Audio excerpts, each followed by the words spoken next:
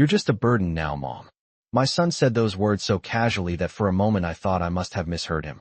The dining room was quiet except for the faint hum of the refrigerator in the kitchen and the ticking clock on the wall, the same clock my husband Edward had bought nearly 30 years ago from a little antique shop in Vermont. I remember staring at the hands of that clock as they moved slowly forward, as if time itself had decided to pause and watch what would happen next. My son Daniel sat across the table from me, leaning back in his chair with the confidence of someone who believed he understood exactly how the world worked. Beside him sat his wife Laura, carefully cutting into her salmon with a polite smile that never quite reached her eyes. The overhead light cast a soft glow over the table we had used for decades, the oak surface worn smooth by thousands of family dinners, birthday cakes, holiday meals, and quiet evenings when Edward and I would sit together long after Daniel had gone to bed. I had set the table the same way I always did, with the good china Edward loved, the blue patterned plates we had received as a wedding gift 43 years ago. I even lit the small candle in the center of the table, though there were only 3 of us there tonight. After Edward died 2 weeks ago, I found myself clinging to routines the way a person holds onto a railing during a storm. Small habits made the house feel less empty. But Daniel's words hung in the air like a sudden drop in temperature. A burden. I folded my napkin slowly and placed it beside my plate. My hands were steady, which surprised me. At 72 years old, you would think I would be used to disappointment, but something about hearing that word from my own son carried a different weight. Daniel cleared his throat as if he had simply stated a practical fact, something obvious that needed to be said out loud. "You know I don't mean it in a bad way," he added, waving his hand slightly as if brushing away any possible misunderstanding. "It's just that things are different now." Laura glanced at him briefly and then back at her plate. She didn't disagree with him. That silence told me more than any argument ever could. The dining room felt larger without Edward's presence. His chair remained at the end of the table where it had always been, though no one had the heart to move it yet.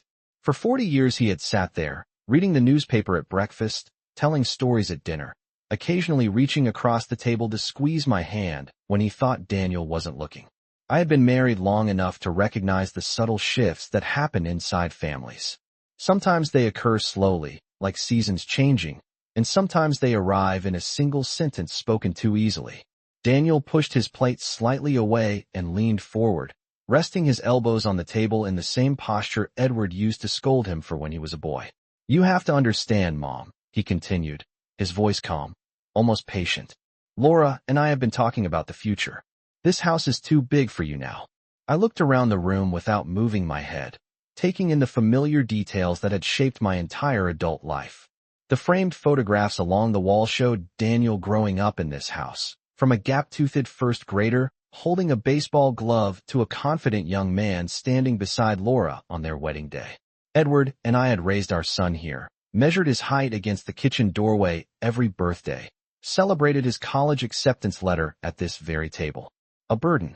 The word still echoed quietly in my mind, though I made no attempt to argue with it. Instead, I reached for my glass of water and took a small sip.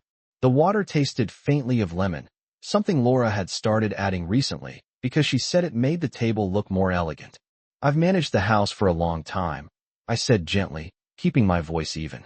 Daniel shook his head with the faint impatience of someone explaining something obvious.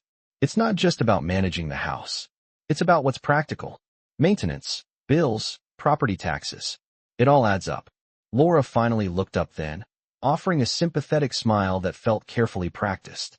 "Daniel just wants what's best for you," she said softly. I studied her expression for a moment. In another life, perhaps we might have been closer. When Daniel first brought her home, I had hoped she would become the daughter. I never had. She was intelligent, organized, ambitious. But over the years I had learned that kindness sometimes hides behind polite words while decisions are made quietly in other rooms.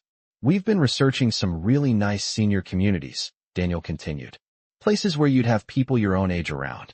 Activities. Healthcare nearby." The way he said it made it sound like an opportunity rather than a removal. I nodded slowly as if considering the idea. The candle in the center of the table flickered slightly, the small flame bending with a draft that slipped through the dining room window. For a brief moment, I remembered something Edward once said late one evening while we were washing dishes together. Daniel had been in college at the time, calling home occasionally to ask for help with tuition or rent. Edward had dried his hands with a dish towel and looked at me with an expression I couldn't quite read then. "People show you who they are when they think you have nothing left to give," he had said quietly. I hadn't understood what he meant at the time. Now I was beginning to. Daniel stood up and carried his plate to the kitchen sink, leaving Laura and me alone at the table for a moment. She glanced at Edward's empty chair and then quickly looked away, as though even that silent presence made her uncomfortable. "Daniel just worries about you," she said again, repeating the line with gentle precision. I gave her a small nod and reached for my napkin. The house was quiet after dinner as Daniel rinsed dishes in the kitchen and Laura gathered silverware. I remained seated for a few moments longer, listening to the sounds of water running and cabinet doors closing. It struck me then that neither of them had asked how I felt. They had already decided what my life would look like next. I stood slowly and walked past the hallway where Edward's office door remained closed.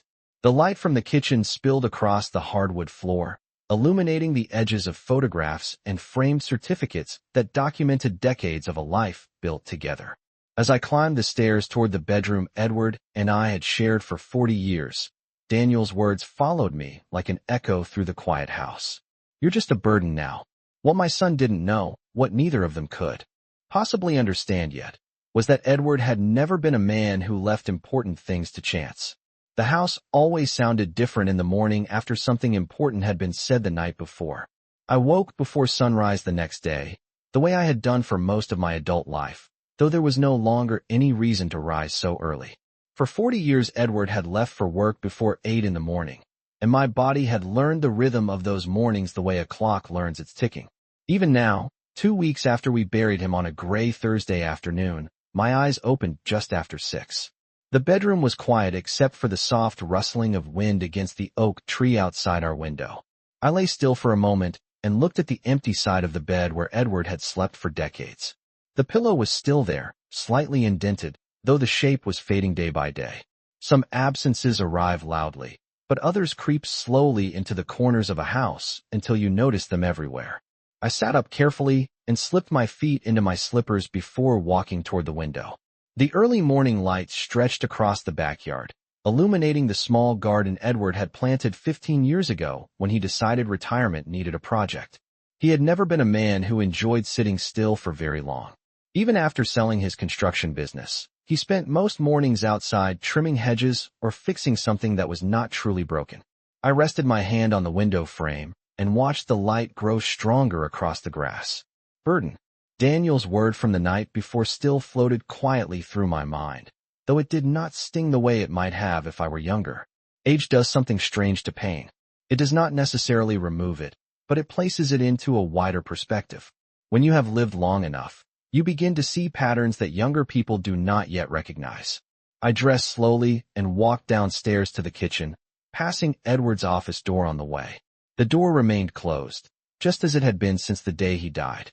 Daniel had mentioned twice that we should eventually go through the paperwork in there, but neither of us had opened it yet. I suspected Daniel was waiting for the will reading next week before touching anything that might involve legal documents. The kitchen smelled faintly of coffee grounds from the night before. I filled the kettle with water and placed it on the stove, listening to the familiar click of the burner igniting. Outside, a car passed slowly down the street, and somewhere in the distance a dog barked once and then fell silent again. When the kettle began to whistle, I poured hot water over a tea bag and carried the cup to the small breakfast table near the window. Edward and I used to sit here together every morning, discussing the news or arguing playfully about politics while the sunlight filtered through the blinds. I could almost hear his voice commenting on the weather or reminding me to water the tomatoes later in the afternoon. The quiet in the house was not hostile. It was simply different now, like a familiar song played in a slightly different key. A few minutes later, I heard footsteps upstairs followed by the sound of Daniel moving through the hallway. Laura's voice drifted down faintly as they spoke to each other, though I could not make out the words. Their routine had settled into the house quickly over the past week, as if they had already begun to treat it as their own. When Daniel finally entered the kitchen, he looked surprised to see me sitting at the table. "You are up early," he said, reaching for a mug in the cabinet. "I have always been up early," I replied gently. He nodded without really listening, and poured himself a cup of coffee before glancing at his phone. His expression carried the quiet concentration of someone organizing plans that felt important. "Laura and I are meeting with the realtor this afternoon," he said casually, "just to explore options." I took another sip of tea and waited. Daniel leaned against the counter and continued speaking as if the conversation were perfectly ordinary. "We are not doing anything yet. Just getting an idea of what the house might be worth on the market." I looked around the kitchen again, letting my eyes rest on the cabinets Edward had installed himself during a renovation nearly 20 years ago. Each door handle had been carefully measured and aligned because Edward believed small details revealed the character of a home. Daniel followed my gaze briefly, before continuing. "If we sold this place, you could move somewhere smaller. Something easier to manage." The word smaller lingered between us for a moment. I understood what he meant even though he did not say it directly. A smaller life. A quieter corner somewhere else. I placed my cup down and folded my hands together on the table. "You seem very confident about what will happen next," I said calmly. Daniel shrugged lightly. "It is just practical thinking. After the will reading, everything will be clearer anyway." Laura entered the kitchen at that moment and offered a polite smile as she reached for a bottle of orange juice in the refrigerator. "Daniel is just trying to stay organized," she said. Edward always respected planning. I studied her expression again and noticed how easily she spoke Edward's name now, as though the past had already shifted into something more convenient. Daniel finished his coffee and checked his watch. "The lawyer called yesterday," he added. "Thomas Keller wants us all there on Monday morning." I nodded slowly. I had known Thomas Keller for nearly 20 years. He had handled several business matters for Edward long before Daniel showed any interest in the company. Edward trusted him completely, which meant there were probably more details waiting inside those legal documents than Daniel realized. Daniel set his mug in the sink and headed toward the door. "Everything will make more sense after Monday," he said confidently. The front door closed a moment later, and Laura followed him outside after gathering her purse from the hallway table. Their car started in the driveway and slowly disappeared down the street. I remained seated in the quiet kitchen for several minutes after they left. The morning sun had risen fully now, illuminating the photographs along the hallway wall and the small imperfections in the hardwood floor that Edward had always meant to repair but never quite found time to finish. Eventually I stood and walked slowly toward Edward's office door. My hand rested on the handle for a brief moment before I turned it gently and stepped inside. The room smelled faintly of leather and old paper, a scent that had always reminded me of Edward's long evenings balancing company accounts or reading through contracts at his desk. The desk itself remained exactly as he had left it, with several folders stacked neatly beside a small brass lamp. Edward had always believed in leaving things orderly in case someone else needed to understand them later. I sat down in the chair across from his desk and looked around the room carefully. For the first time since his funeral, I began to wonder just how thoroughly my husband had prepared for the future he knew would eventually arrive. I sat in Edward's office for a long time before touching anything. The room carried a stillness that felt different from the rest of the house, as if time had decided to slow down here.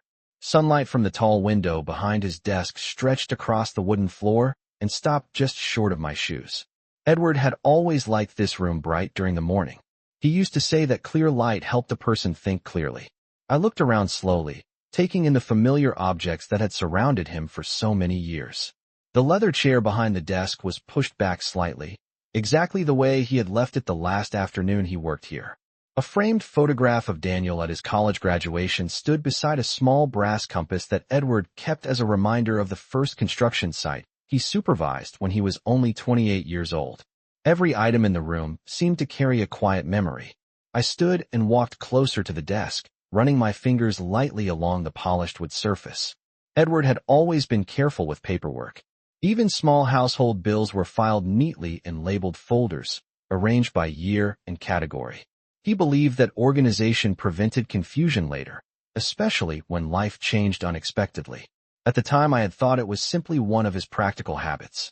Now I began to understand that Edward had been preparing for the future in ways I had never fully noticed. A stack of folders rested on the right side of the desk. Each one was labeled in Edward's precise handwriting.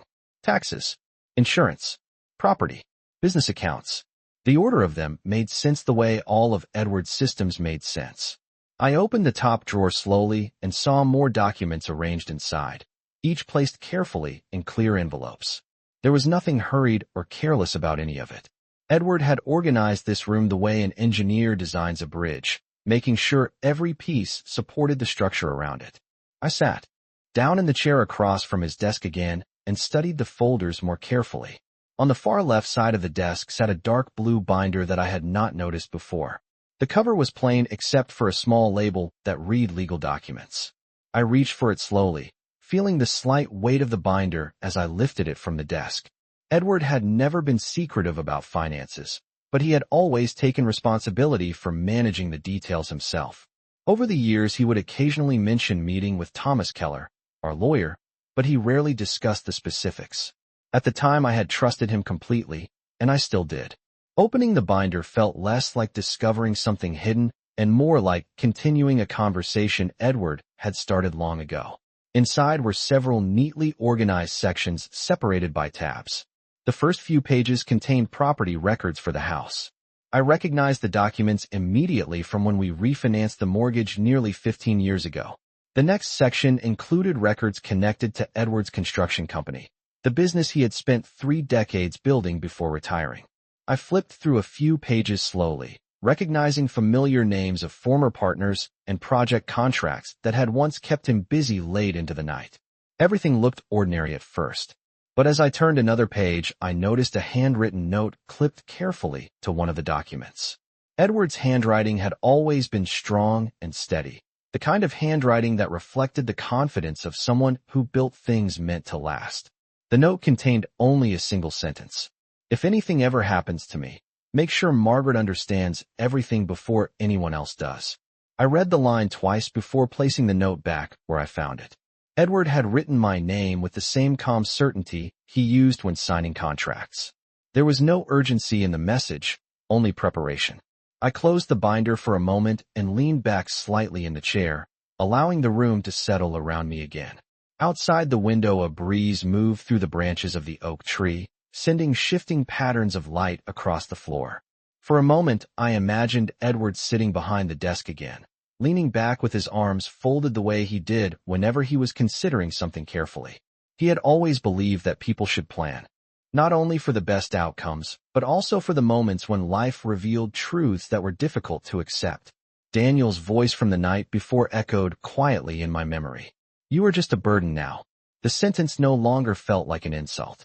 Instead, it sounded like the beginning of a story whose ending Daniel did not yet understand. I opened the binder again and continued turning pages slowly. Toward the back of the folder, another section appeared labeled estate planning. Beneath the tab were several legal documents bearing Thomas Keller's signature along with Edward's. I did not read every page yet. Instead, I noticed how carefully everything had been arranged, how each document was dated and cross-referenced with another file. Edward had constructed this system the same way he constructed buildings, making sure nothing important depended on guesswork. The final page of the section contained another note written in the same steady handwriting. "Margaret, if you are reading this before the will is explained, remember something important. People reveal their character when they believe power has shifted. Do not rush to respond. Just listen." I closed the binder gently after reading that sentence.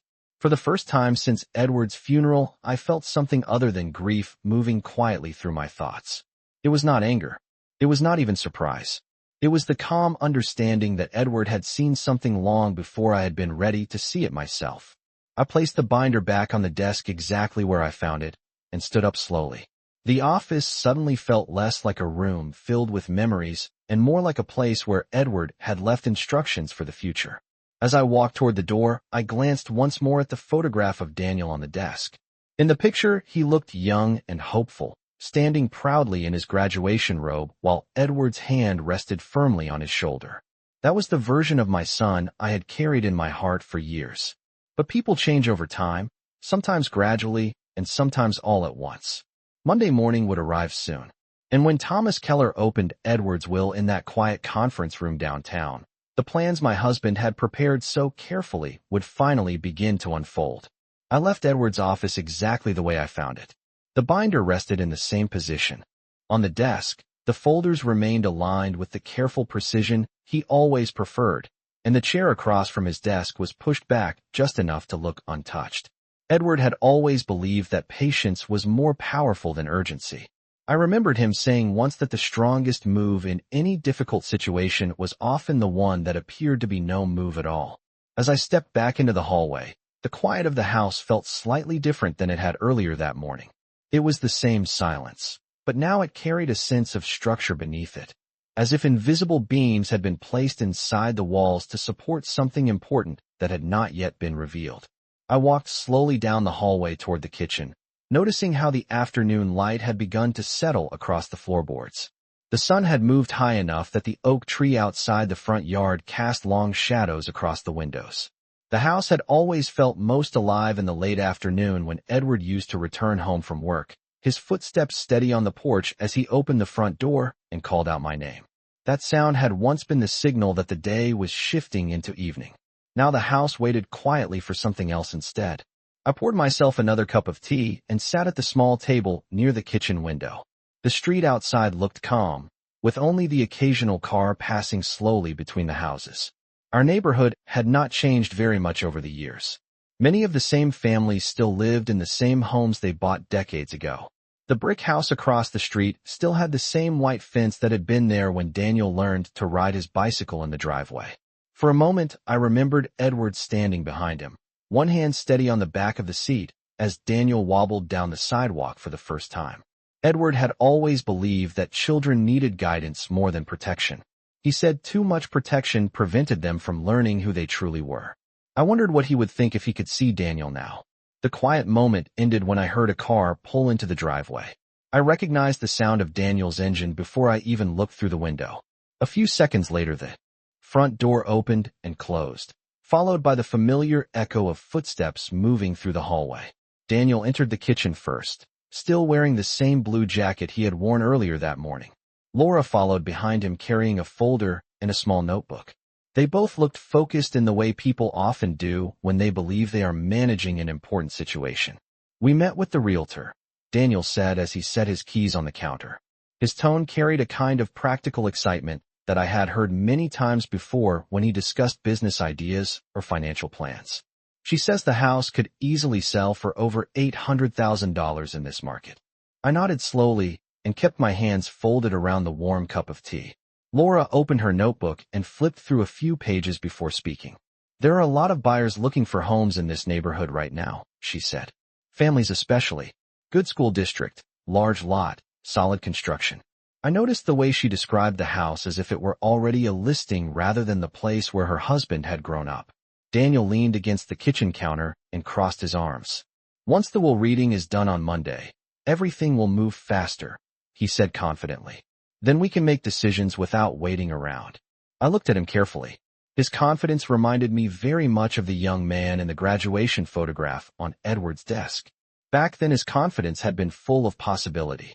Now it seemed shaped by something more calculating. "Your father always believed in planning carefully," I said calmly. Daniel nodded immediately. "Exactly," he replied. "That is why I am sure he organized everything clearly. He never liked loose ends." Laura closed her notebook and placed it on the table beside me. "We are only thinking about what makes sense long term," she added. "This house is beautiful, but it is a lot for one person to manage." I studied the steam rising slowly from my tea before answering. "Edward built this house with the intention that it would hold our family together," I said quietly. Daniel shifted his weight slightly, but did not respond to that sentence directly. Instead, he glanced toward the hallway that led to Edward's office. "Did you look through any of his paperwork today?" he asked. The question sounded casual, but there was a careful attention behind it. I shook my head gently. "Your father kept everything organized," I replied. "I trust that the lawyer will explain what needs to be explained on Monday." Daniel seemed satisfied with that answer. He picked up the realtor brochure from the counter and studied the numbers printed across the page. "Once everything is clear legally, the next steps will be simple," he said. "Sell the house, divide what needs to be divided, and make sure everyone lands in a good position." Laura nodded beside him.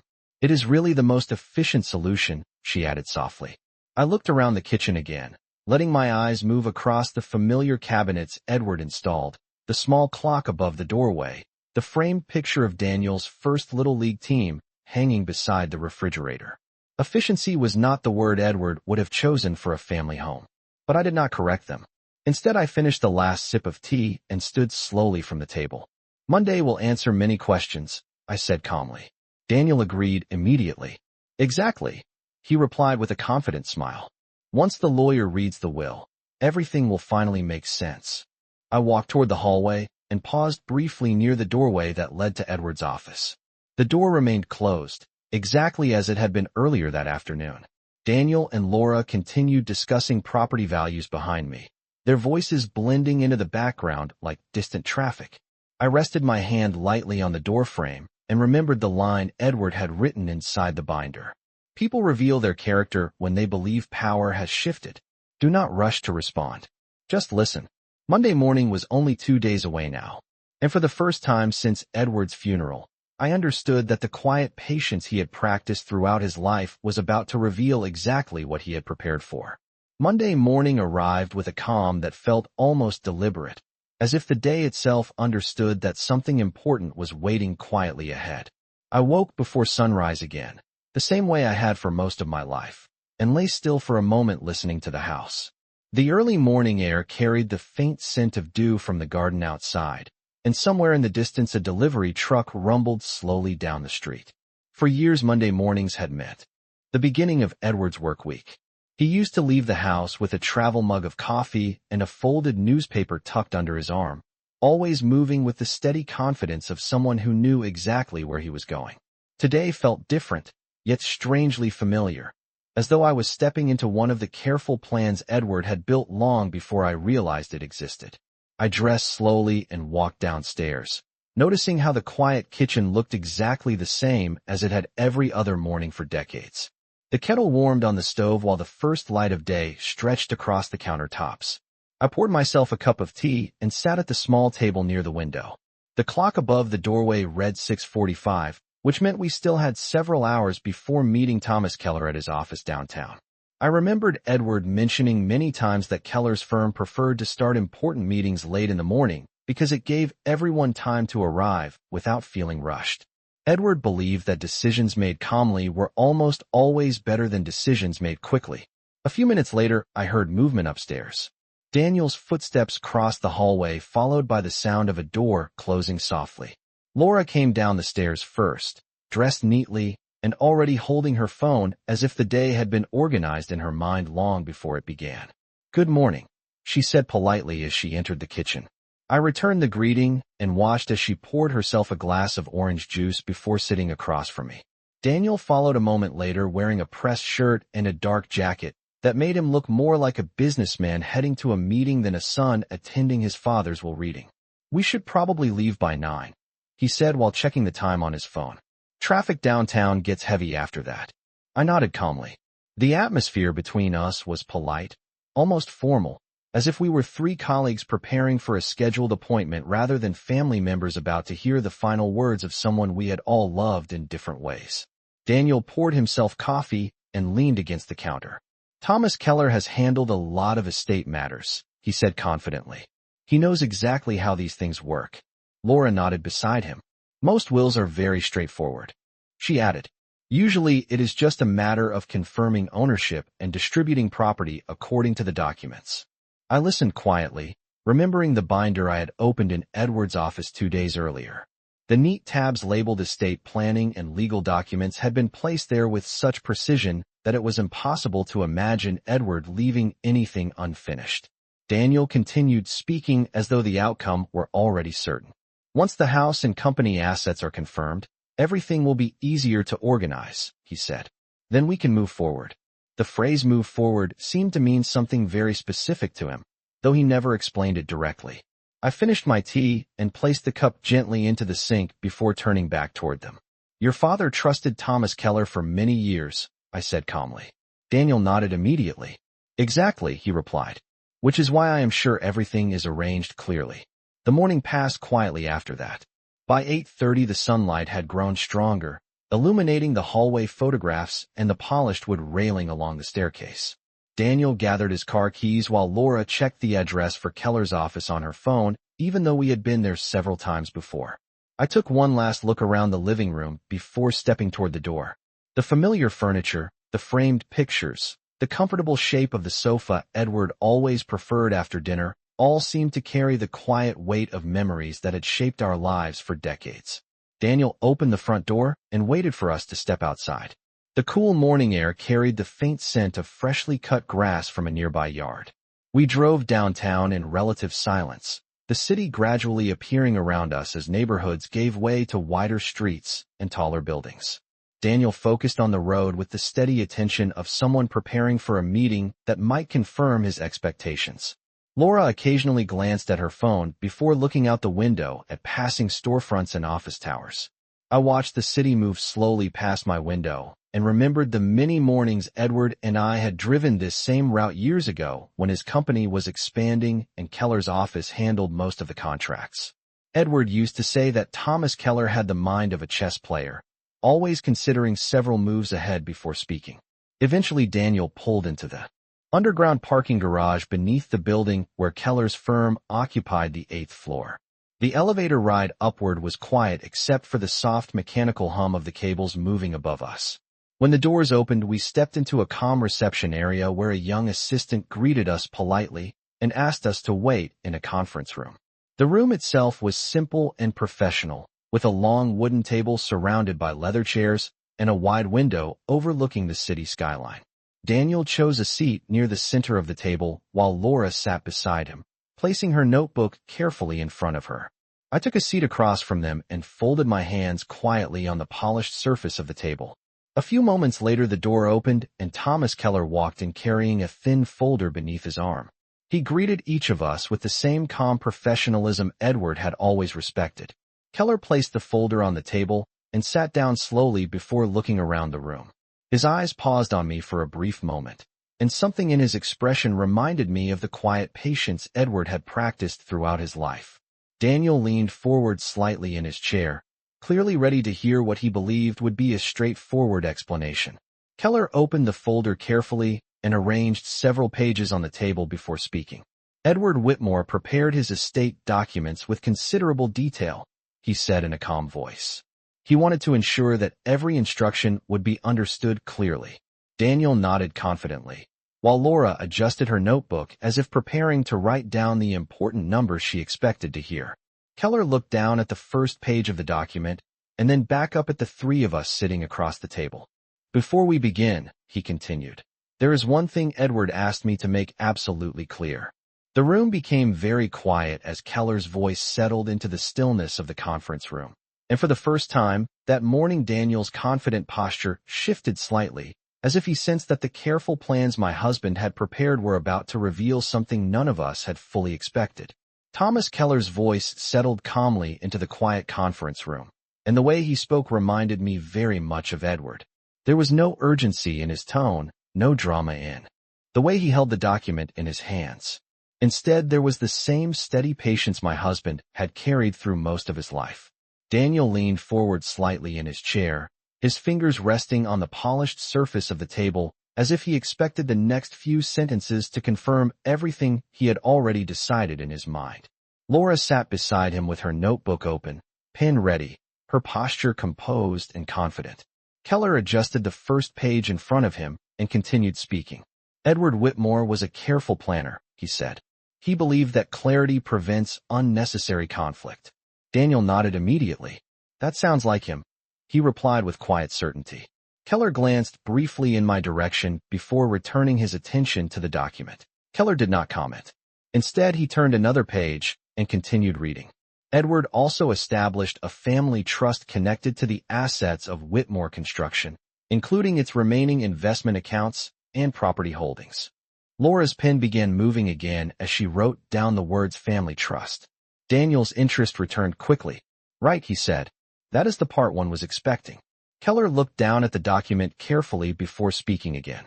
Edward designated Margaret Whitmore as the primary trustee of this trust. Daniel blinked once as if processing the sentence. The trustee, he repeated. Keller nodded calmly. Yes, that means Margaret Whitmore holds full authority to manage the trust and its assets. Daniel leaned forward again, this time more slowly. But eventually the company assets would pass to me as the heir, correct?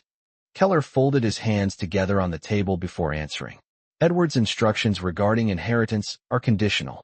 Laura stopped writing completely now, her pen resting silently against the page.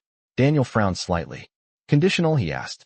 Keller turned to another section of the document and read the heading printed in bold letters across the page. Edward titled this section Character Clause. The phrase seemed to settle heavily in the quiet room. Daniel glanced toward Laura again before looking back at Keller. What exactly does that mean? He asked. Keller spoke with the same calm precision he had used since the beginning of the meeting. Edward believed that inheritance should reflect not only family relationships, but also the behavior and character of those involved. He paused briefly before continuing. Specifically, he included a clause stating that any beneficiary who demonstrates disrespect toward Margaret Whitmore or attempts to remove her authority over family assets forfeits all inheritance rights connected to the Whitmore estate. The silence that followed felt different from the earlier quiet moments in the meeting. This silence carried weight. Daniel's expression changed slowly as the meaning of Keller's words settled into the room. That seems unusual, Daniel said carefully. Keller gave a small nod. It is not common, but it is legally valid. Laura finally spoke again, her voice carefully controlled. How would something like that be determined? Keller looked directly at her. Edward documented several examples in his notes, including verbal statements that could demonstrate such disrespect. Daniel's eyes narrowed slightly. Verbal statements? He repeated. Keller nodded once more. Yes. The room remained still for a moment as Daniel sat back in his chair, his earlier confidence replaced by a more cautious expression. I remained quiet throughout the exchange, remembering the single line Edward had written inside the binder in his office. People reveal their character when they believe power has shifted. Do not rush to respond. Just listen. Keller turned the final page in front of him and continued reading calmly. Edward instructed me to remind everyone present that this clause exists to ensure that Margaret Whitmore is never treated as a burden or inconvenience within her own family.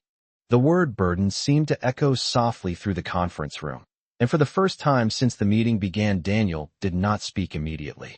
Keller closed the folder gently and rested his hands on top of it before looking across the table at each of us in turn. Edward was very clear about this, he said quietly. His wife's dignity was the foundation of every decision he made when preparing this estate. The room remained silent again, but this time the silence belonged to a completely different understanding than the one Daniel and Laura had carried into the meeting earlier that morning. The silence inside Thomas Keller's conference room stretched longer than anyone expected. Daniel's confident posture from earlier that morning had disappeared, replaced by a stillness that looked unfamiliar on him. He leaned back in his chair slowly, as if the weight of the document on the table had suddenly become heavier than he anticipated. Laura sat beside him with her notebook still open, but the pen that had moved so confidently earlier now rested motionless against the paper. Thomas Keller remained composed, his hands folded neatly on top of the folder containing Edward's will. He had delivered the information with the same calm precision Edward respected in him for years, and now he waited patiently for the meaning of those words to settle into the room. Daniel was the first to speak again, though his voice sounded more careful than before. I am sure my father did not intend to make things complicated, he said slowly. Keller lifted his eyes toward Daniel and responded in the same measured tone. Edward intended to make things clear. Daniel shifted slightly in his chair, his fingers tapping once against the edge of the table before he stopped himself. Laura glanced toward him, then back toward Keller, as if searching for a detail that might soften what they had just heard. So what exactly determines whether someone forfeits inheritance? Daniel asked. Keller opened the folder again and slid one of the pages forward across the table. Edward anticipated that question, he said calmly.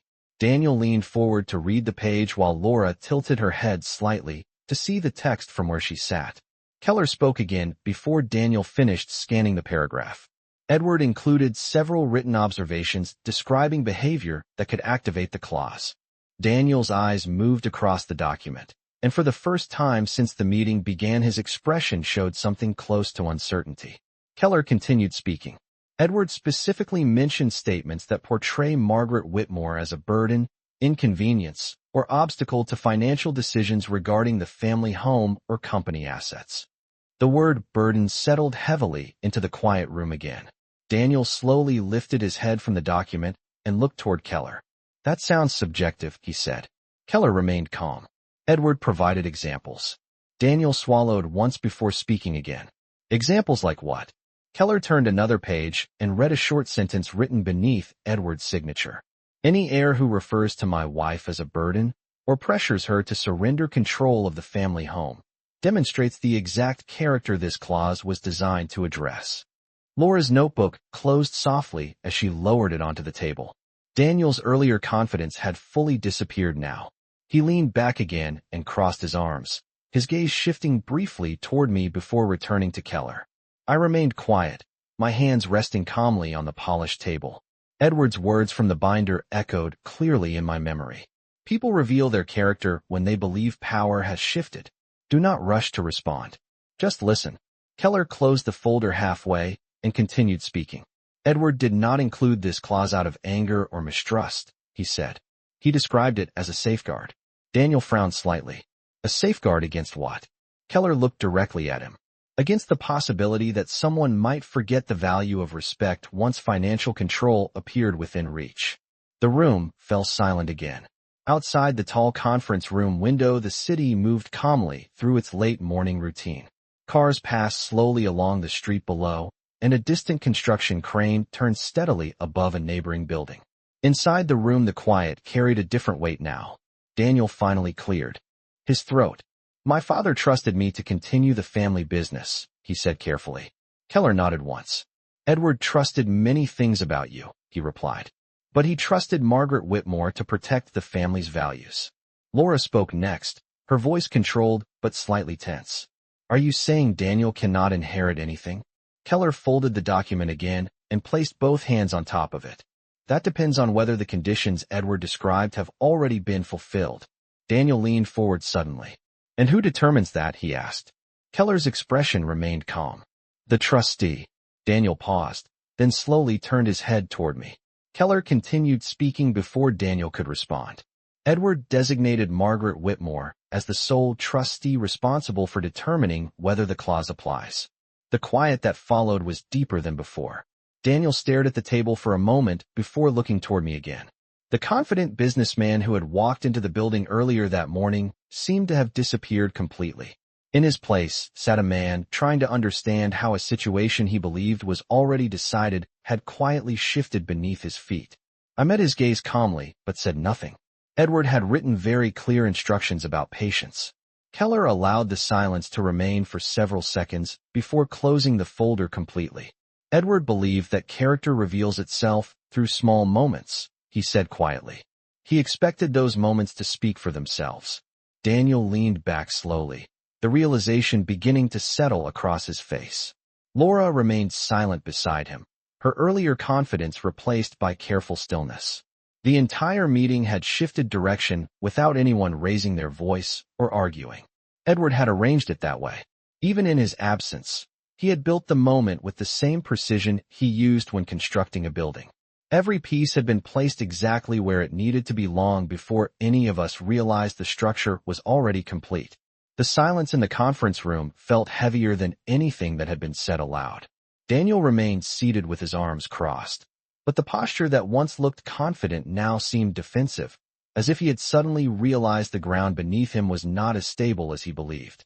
Laura sat beside him without writing anything in her notebook, her eyes moving between the closed folder on the table and Thomas Keller's calm expression. Keller himself had not changed at all. He remained composed, his hands resting neatly on the folder containing Edward's carefully prepared will, the same patience in his posture that Edward had trusted for decades. Outside the large window behind Keller, the city continued its ordinary routine. Cars moved steadily along the streets below, pedestrians crossed intersections, and a construction crew worked on a steel frame several buildings away. The ordinary rhythm of the world made the quiet inside the room feel even more deliberate. Daniel finally broke the silence, though his voice carried a cautious edge that had not been there earlier. So what happens now? He asked. Keller answered without hesitation. Now we complete the reading of Edward's estate instructions, he said calmly. He opened the folder again and turned to the next page. Edward also established a timeline for how authority over the trust and its assets should be exercised. Daniel leaned forward slightly again, though this time his movements were slower. Laura watched Keller closely, her earlier certainty replaced by careful attention. Keller read from the page in front of him. Margaret Whitmore will maintain complete authority over the family residence, the Whitmore Construction Trust, and all associated investment accounts. She is under no obligation to transfer any ownership unless she personally decides that doing so serves her interests. Keller paused briefly before continuing. Edward added that the trustee is not required to explain her decisions to any potential beneficiary. Daniel shifted in his seat again. But I am still listed as the heir, he said. Keller nodded once. Yes, provided that the conditions regarding conduct have not already been violated. The room grew quiet again as the meaning of that sentence settled across the table. Daniel's gaze dropped to the polished wood surface for a moment before lifting again toward Keller. You are suggesting that a single conversation could erase an entire inheritance, he said carefully. Keller's voice remained steady. Edward believed that words reveal intentions long before actions do. Laura finally spoke again, her tone measured but tense. This still seems like something that could be misinterpreted, she said. Keller looked toward her politely. Edward anticipated that concern as well. He turned another page and slid it slightly forward so Daniel and Laura could see the writing. He kept written notes from several conversations over the past year, documenting his observations about how family decisions were being discussed. Daniel's expression tightened slightly as he read the line Keller pointed to. Keller continued speaking in the same composed tone. Edward wrote that respect within a family should never depend on who controls financial resources. He believed that if respect disappears the moment money enters the conversation, then the inheritance itself becomes meaningless. Daniel leaned back again, the tension in his posture more visible now. For several seconds no one spoke. I remained still in my chair, remembering Edward's quiet smile the evening he first mentioned updating his estate documents. At the time he said only that it was important to protect the things that mattered most. I had assumed he meant the house, the business, the investments he had spent decades building. Now I understood that Edward's definition of protection had been far more precise than I realized. Keller closed the folder again and looked across the table at Daniel and Laura. Edward included one final instruction regarding the trust, he said. Daniel looked up immediately. What instruction? He asked. Keller spoke clearly. Margaret Whitmore may continue operating Whitmore Construction through the trust, sell portions of its assets, or dissolve the company entirely. All decisions remain under her authority. Laura glanced toward me quickly before returning her attention to Keller. Daniel exhaled slowly, the sound barely noticeable in the quiet room. That seems like a great deal of responsibility, he said. Keller nodded. Edward believed Margaret Whitmore was the only person who would place family values above financial opportunity. Daniel did not respond immediately. Instead, he looked across the table toward me, his expression now very different from the confidence he carried into the meeting earlier that morning. The silence between us felt strangely calm rather than tense. Edward had always believed that truth reveals itself more clearly when people are allowed enough quiet space to hear it. Keller gathered the documents together and placed them neatly back into the folder. That concludes the primary instructions Edward asked me to present today, he said.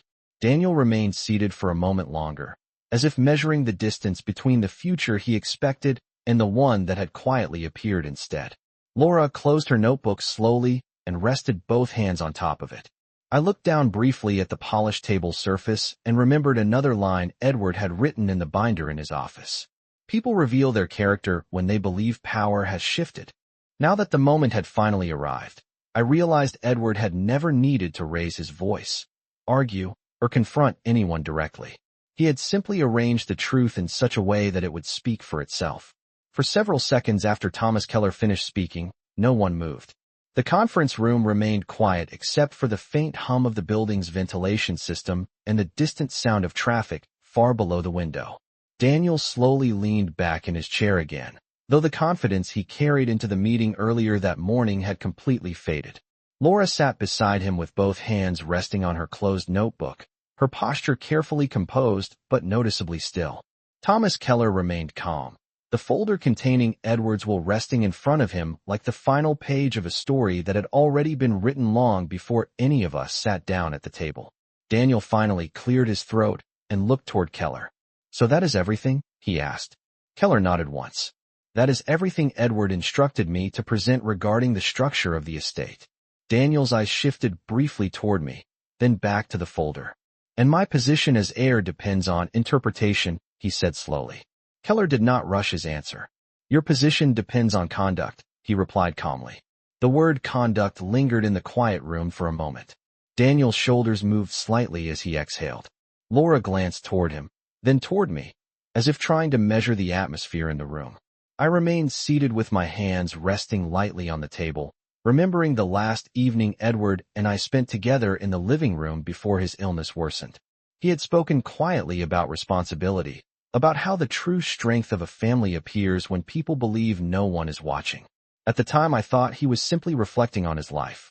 Now I understood he had been describing the future. Keller gathered the pages together and placed them neatly back into the folder before standing from his chair. "Edward trusted that the people he loved would understand his intentions," he said. Daniel did not respond immediately. Instead, he looked down at the table again, his earlier certainty replaced by careful thought. Laura spoke next, her voice measured. "I think everyone just needs time to process what has been said today." Keller nodded politely. "That is often the case after an estate meeting." Daniel stood slowly from his chair. For a moment, he looked toward the window, overlooking the city before turning back toward the table. His expression was no longer defensive or frustrated. Instead, it carried something closer to reflection. "My father always believed in teaching lessons without raising his voice," he said quietly. Keller gave a small, understanding nod. "Yes," he replied. "He mentioned that more than once." Daniel looked toward me again then. The moment stretched quietly between us. For the first time since the conversation at the dinner table days earlier, his voice sounded different. "Mom," he said, not with confidence, but with something closer to humility. I did not realize how much thought he put into this. I met his gaze calmly. Edward had always believed that patience allowed people to see themselves more clearly. "Your father built everything in his life carefully," I said gently. Daniel nodded slowly, the words settling into the quiet space between us.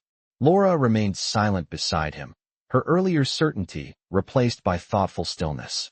Keller picked up the folder and moved toward the door, pausing before leaving the room. "Edward once told me that wealth is not measured only by assets," he said. He believed the real measure of a family is how they treat the person who held it together for years. With that, he opened the door and stepped into the hallway, leaving the three of us alone in the conference room. Daniel remained standing near his chair for a moment longer before pulling it back under the table. Laura gathered her notebook slowly and placed it into her bag. No one spoke as we walked toward the elevator together. The quiet was not uncomfortable. It was the kind of silence that appears when something important has finally been understood. When the elevator doors opened, we stepped inside, the soft mechanical hum carrying us down toward the parking garage. Daniel looked straight ahead at the closing doors, his expression thoughtful. I remembered the young boy who once rode his bicycle across the driveway while Edward ran beside him, steadying the seat with one strong hand. Edward believed that guidance mattered most when someone was learning how to move forward on their own. The elevator reached the ground floor, and the doors opened again.